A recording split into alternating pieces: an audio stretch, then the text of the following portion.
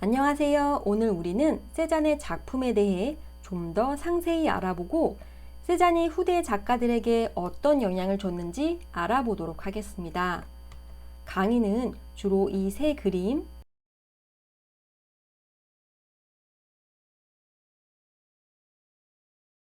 위주로 진행하고 이외의 몇 작품들을 더 감상하도록 하겠습니다. 그럼 먼저 자드푸팡의 큰 나무들을 감상하시겠습니다. 일찍이 유명한 미술사가 곰브리치는 세잔에 대해 미술에 있어서 산사태와 같다 라고 말하였습니다. 이 말 그대로 세잔은 회화에 있어서 보는 방식에 큰 변화를 준 작가입니다. 이 작품을 만들 당시 세잔은 파리에서 제대로 된 경력을 쌓지 못한 채 고향으로 돌아왔습니다. 그리고 남부 프랑스 아버지의 땅에서 살기 시작하는데요. 이때가 바로 그의 나이 40대였습니다. 다른 인상주의 화가들처럼 세잔 역시 밖에 나가 그리는 것을 좋아했는데요. 이 그림을 보면 나무들 사이 바람이 바스락거리며 지나가는 것을 느낄 수 있고 매우 평화롭고 고요해 보입니다. 그런데 자세히 가만히 살펴보면 뭔가 조금 이상한 낌새가 느껴지는데요. 왼쪽 나무를 보면 뭔가 좀 어색합니다. 나뭇가지의 각도가 상당히 이상하죠. 한 미술사학자가 해당 장소에가 그림과 비슷한 구조로 찍었는데 상당히 불가능한 구도였습니다. 이는 세잔이 형태를 정확히 묘사한 것에 초점을 둔 것이 아니라 자신이 본 장면의 느낌을 표현하려 했기에 생긴 일이라 추측됩니다. 사실 인상파 화가들은 색을 통해 빛이 반짝이는 사랑스러운 분위기의 그림을 그렸습니다. 하지만 세잔은 여타 인상파 화가들과는 다르게 그림의 구조에 관심을 가지고 있었습니다. 지금 보시는 이 그림은 세잔이 본인의 스타일을 처음으로 보여준 작품이라 할 수 있는데요. 안타깝게도 이런 그림 스타일은 당시 상당한 조롱거리가 되었습니다. 이 작품은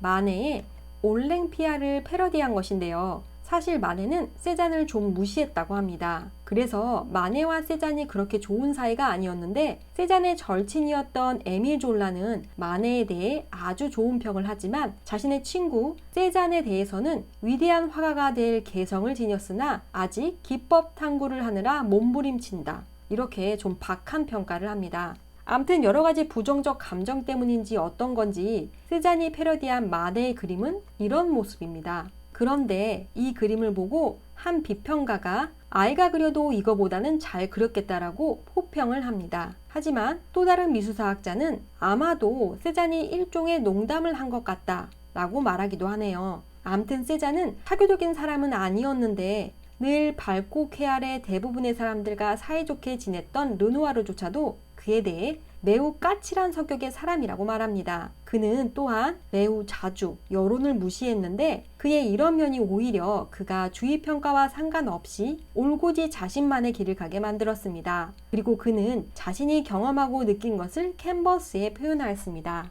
그림이 그려진 곳은 프랑스 알프스인데요. 이곳에서 세잔은 그의 아내와 아들과 함께 1896년 여름을 보냈습니다. 이 그림을 보면 마치 추상화처럼 보이는데요. 그는 이곳 풍경에 대해 젊은 여자 여행객들이 좋아할 만한 그림 같은 풍경이라 말했는데요. 그는 이 그림 같은 풍경을 매우 딱딱하고 밀도가 높은 것 같은 느낌의 풍경화로 만들어버립니다.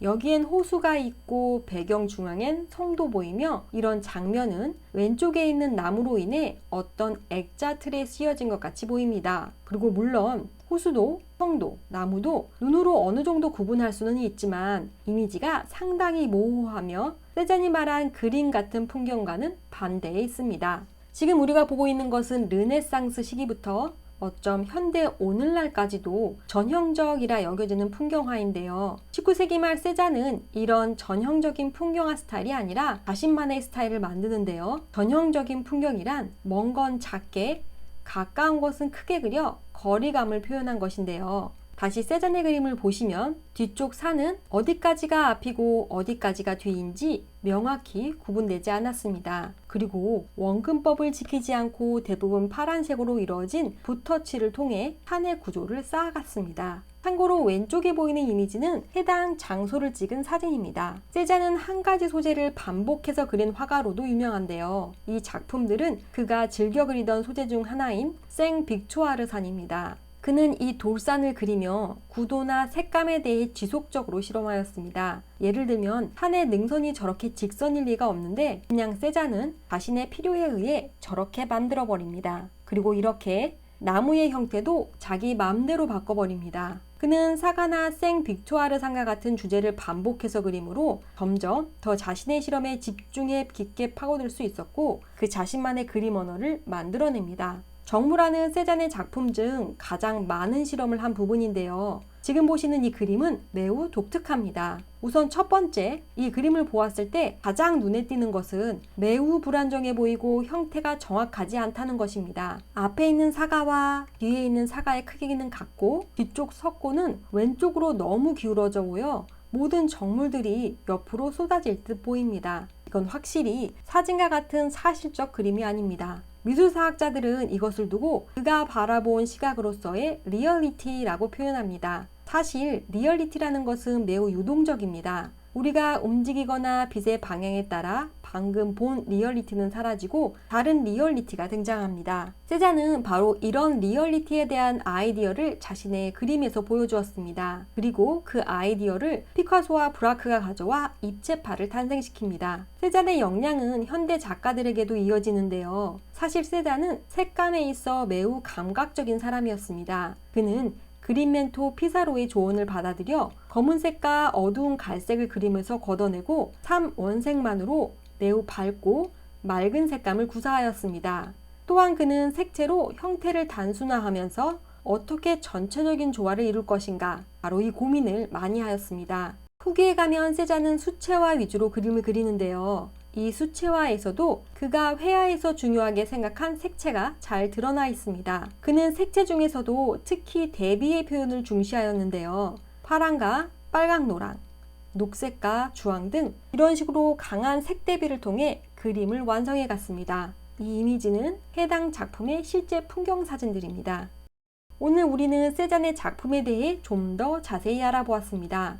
일반적으로 세잔은 입체파의 시조로 일컬어지며 이 때문에 미술사에서 중요한 작가로 다뤄지는데요. 물론 이런 부분도 그를 평가하는데 매우 중요한 부분이긴 하지만 제가 느끼기 특히 풍경화에서 그가 먼 산을 표현하기 위해 사용한 푸른색 계열은 매우 가벼운 느낌으로 시선을 뒤로 뻥 뚫리게 해주어 전통적 원급법과는 다른 방식으로 풍경화를 접하게 해주었습니다. 또한 각진 붓터치로 이뤄진 색 덩어리를 통해 대상의 양감을 만들어내었습니다. 그는 색으로 형태를 표현한 것입니다. 그럼 다음 시간엔 세 번째 작가 반 고흐에 대해 알아보도록 하겠습니다. 오늘도 함께 해주셔서 고맙습니다.